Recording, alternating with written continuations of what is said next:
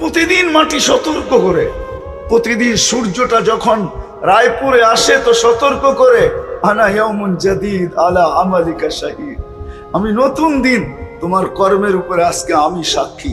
ফাক্তানিম, সুবর্ণ সুযোগ মনে করো, লান আউদ ফি হায়াতিক আবাদা, হতে পারে কোনোদিন আর তুমি আমাকে উঠতে নাও দেখতে পারো।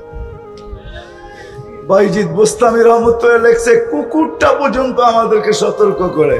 অপরিচিত লোককে দেখলে কুকুর আওয়াজ দেয়, ঘেউ ঘেউ শুরু করে, আসলে ও ঘেউ ঘেউ করে না, ও বলে ইবনা আদম আনকিস নাফসাকা মিন গাযাবিল জাব্বার, ও মানুষ তোর নিয়ত যদি ভালো থাকে তো ভালো, আর যদি নিয়ত খারাপ হয় তাহলে শুনে রাখ আল্লাহর গজব কিন্তু আসবে, তুই সইতে পারবি না। কুকুর পর্যন্ত সতর্ক করে আমাদের।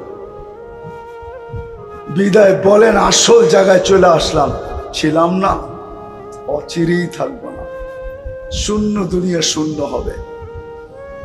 বলেন আজ পর্যন্ত আমরা যুবক বলো, বৃদ্ধ বলো, নারী বলো, পুরুষ বলো, যে আমার জীবনে আমি কতটুকু সময় এই কথা বসে ভাবছি যে আমি তো যে কোনো মুহূর্তে চলে যেতে পারি, কিন্তু আমি প্রস্তুত কতটুকু? এটা হলো আমার আসল বোঝানোর জিনিস, যে আমি তো চলে যাব কিন্তু প্রস্তুত কতটুকু, আমার প্রস্তুতি কতটুকু? ওইখানে চলবে কি দুনিয়ার কোনো পরিচয়?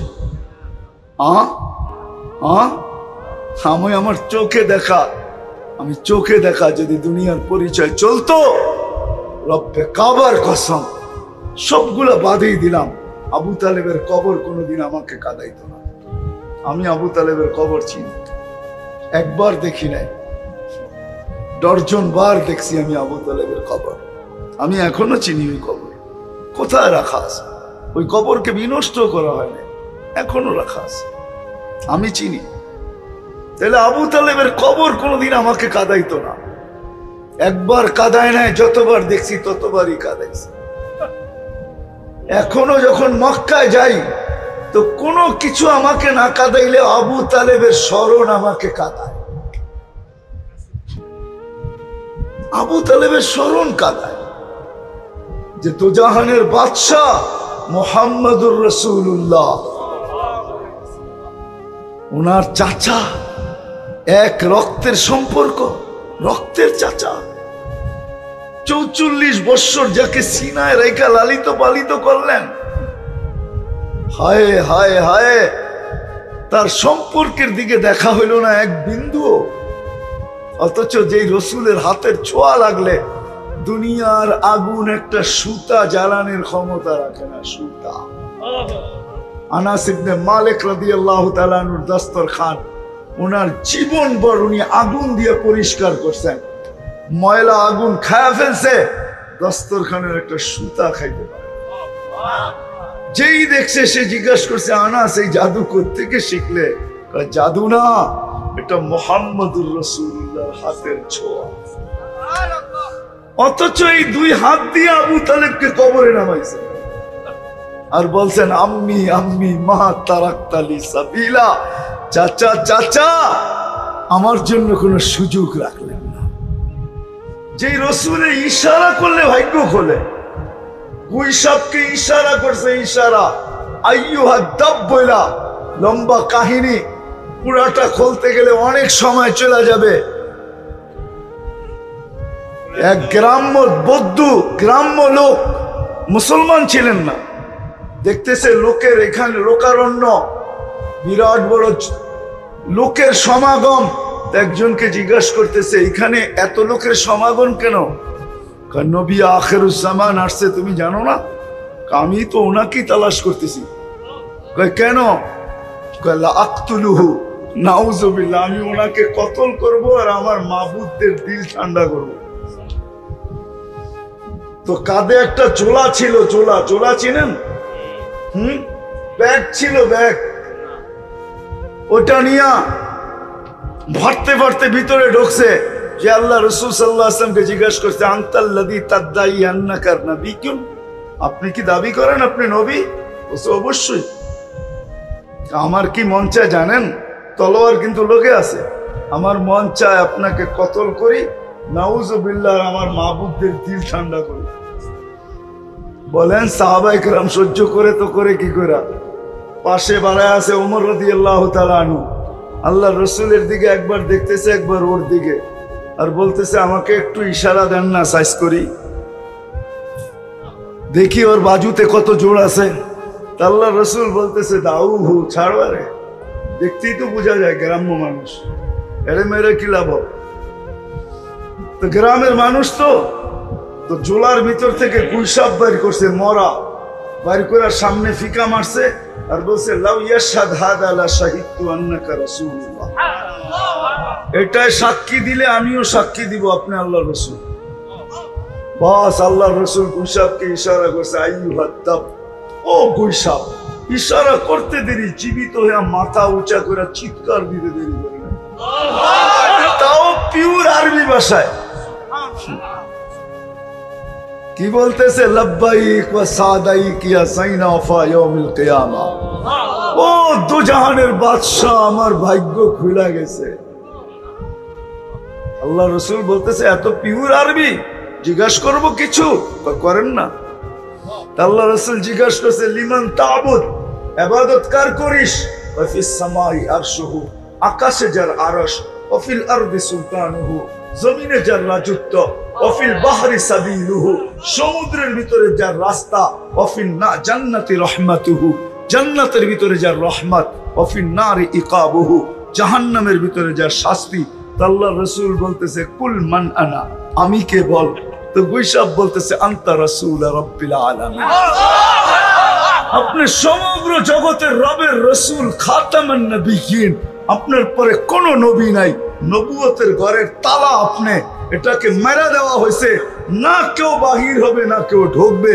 আপনার পরে যদি নবী কেউ দাবি করে ওটা 22 নম্বর হবে, 1 নম্বর না। এটা কয় নম্বর? আরে এটাও বলতে পারেন নম্বর ছাড়া, ওটা কি নম্বর? আরে ডুপ্লিকেটও তো একটা কেট, এটা ইনভ্যালিডও না, ওটা নম্বর ছাড়া, এটা কোনো নাম্বারই পড়ে না। যাক, এটা আলাদা আলোচ্য বিষয়, আমি ওই দিকে যেতে চাইতেছিলাম। তারপরে বলতেছে মান আমানা বিকা ফাস, যে আপনার গোলাম হবে ওর ভাগ্য আমার মতো খোলা যাবে। ওমান কাযিবা খাবা ওয়া খাসির, যে আপনাকে না মানবে আপনার গোলাম হবে না, ও চির হতভাগা হবে। তো ওই গ্রাম্য লোকটা বলতেছে মা তারাক্তালি সাবিলা, করলি কি তুই? তো আমার জন্য কোনো রাস্তাই রাখলি না। ইয়া রাসূলুল্লাহ, হাত বাড়ান, আমিও মুসলমান হয়ে যাই।